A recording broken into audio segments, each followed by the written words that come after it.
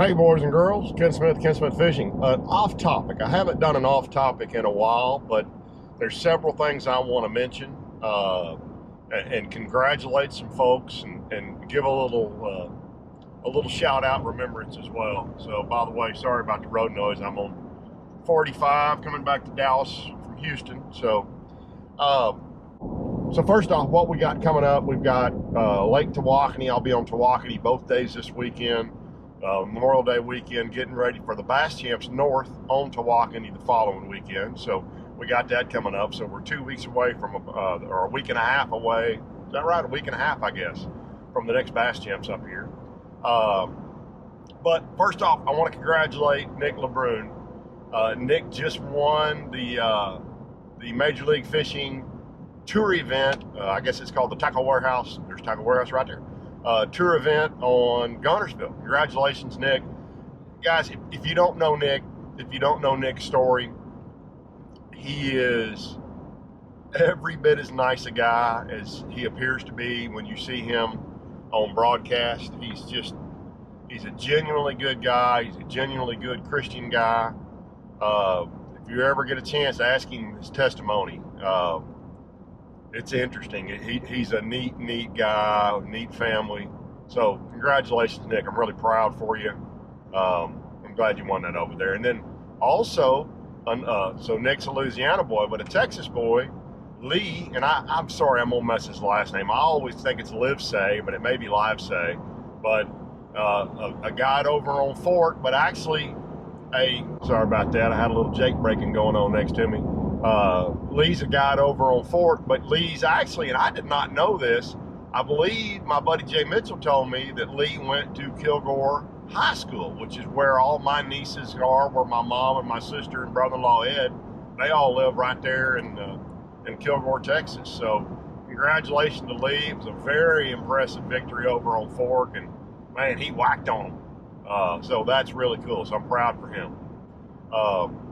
And then the last thing, so Ray Scott passed away, and a whole lot of what we're able to enjoy is a direct result of a guy named Ray Scott, who, by the way, was also at one point in his life an insurance guy like myself, a life insurance guy like myself. But he was a force and a dang good promoter and a good guy.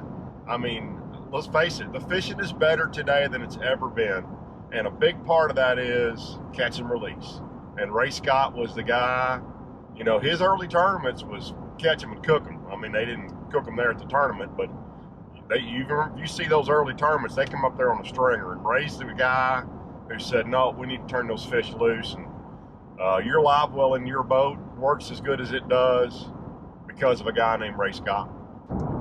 I am proud to say I actually got to do a little joke on Ray Scott that very easily could have got me barred from fishing BASS, but he could read a crowd like that. So my very first bass tournament, BASS tournament, big league, was the Bassmaster Texas Invitational on Lake Livingston. Gosh, I want to say it was 1994. It's a long time ago. And the first day, it was real windy, and I can't remember what boat I was fishing out of. Crap, I may have been fishing out of my Hydra Sport, but it was real windy, and we broke boats, and we were all wringing wet. I came off the water, and I don't remember how I did this, but somehow I got to my truck, got a clean starched shirt with all my patches on there, you know, my cream worm patch, and walked up on stage, and he called me on it. He's like, you've changed clothes, because there's no way you just came off that lake dry like that, because every guy was wringing wet, and he got a nice chuckle. So the next day, we're standing in the bag line, standing there with my fish, and it was real early when inflatable life jackets had just come out. And if you remember, if you watch those old videos, I'm sure they were paying him. Ray always wore one on stage. He'd be up there with his cowboy hat on and his long sleeve shirt and his blue jeans and his boots, but he'd have a life jacket on because he was a great promoter. So he had that life jacket on. And part of the fun of Ray Scott was Ray talked to just about everybody. The line got long because if you had something to say, Ray would stick a mic in your face, and he was a great interviewer and funny guy. Anyway, so we're standing in line there, and there were several pros. I mean, obviously all pros there, but I say that, yeah, because it would have been a draw tournament back then. And I said something to the guy that was next to me, and I said, it'd be really funny if somebody popped that and that thing blew up. And somebody said, yeah, you ought to do that. And I said, for the right money, I'll do it. And next thing I know, there's money coming out of wallets in this bag line. And I think it was, if I remember right, it was way over $200. It was like $250. I mean, $20 bills, just bang, bang, bang. These guys are like, if you do that.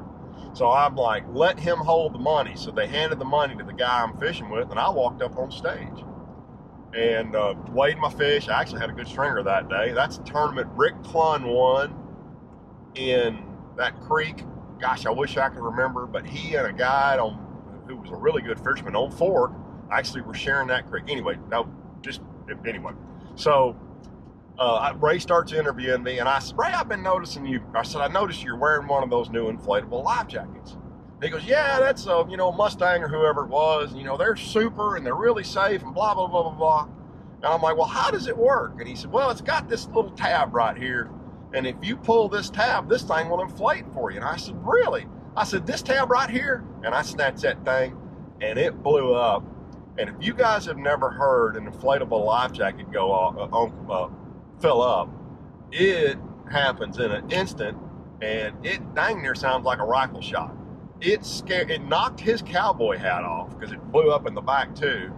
It scared him, it scared me, it scared everybody around there, and he was pissed. I mean, he was pissed. And I'm like, I can't remember what got said, but oh, I know what it was. The guy that was in the weigh-in line stepped up there and he said, here you go. And he handed me all those bills kind of fanned out. And Ray kind of collected himself and he read the situation. He was so good at this. And he said, what just happened? And I said, got a little talk down there in the bag line. And there was a big pro on the line. I can't remember who it was, but it was one of the original guys was standing down there in line.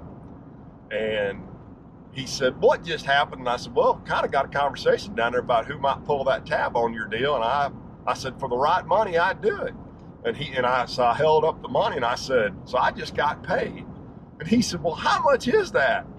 And I counted it out and I said, it's $240. He goes, I'm gonna make you even a little richer for proving how good this life jacket really is. And he pulled out his wallet and handed me a $100 bill. And I'm telling you, when it went off, he was mad, and I thought, oh crap, I've just gotten myself thrown out of every future Bassmaster tournament. But he was so quick and read the crowd. The crowd was roaring laughing, and it worked out great, and he knew my name from that day forward. When I walked up on that stage, Ray Scott said, here's Ken Smith, and he knew me, and I really enjoyed those years fishing the invitationals way back in the day. I'll tell y'all the story one day of fishing with Dion Hibden when I realized I better figure out how to go back to Dallas, Texas, sell some life insurance. But because it changed in a single tournament fishing with Dion Hibden. I'll tell y'all that story another day. So anyway, so that's my Ray Scott. He was a super guy. I did not know him personally other than just on stage, but his reaction to what I did that day told me a lot about that man. So that's what I wanted to mention. Seemed like I had something else I wanted to mention. Bear with me for a second. All right, so I can't think of anything else I wanted to add to that, but we'll be on Tawakoni this weekend. I got another show coming up. I want to show y'all that little stand-up jig head I was talking about the other day. It's a neat product, and I don't think a lot of guys are using it. So, and then I'm also going to show you guys a new trap bait, a new rattle bait that 6 Sense has come out of that I'm real impressed with as well. But I'll tell you about that soon too. So, thanks for tuning in. Again, we'll have fishing up early next week. and then probably a couple times next week. And I continue to get asked. This is my last tournament up here this spring, so that'll completely free me up to get busy on our 10 boat search. So we'll do that as well, and hopefully the wind's going to finally lay down so we can get some of those done. So we'll see you guys next week.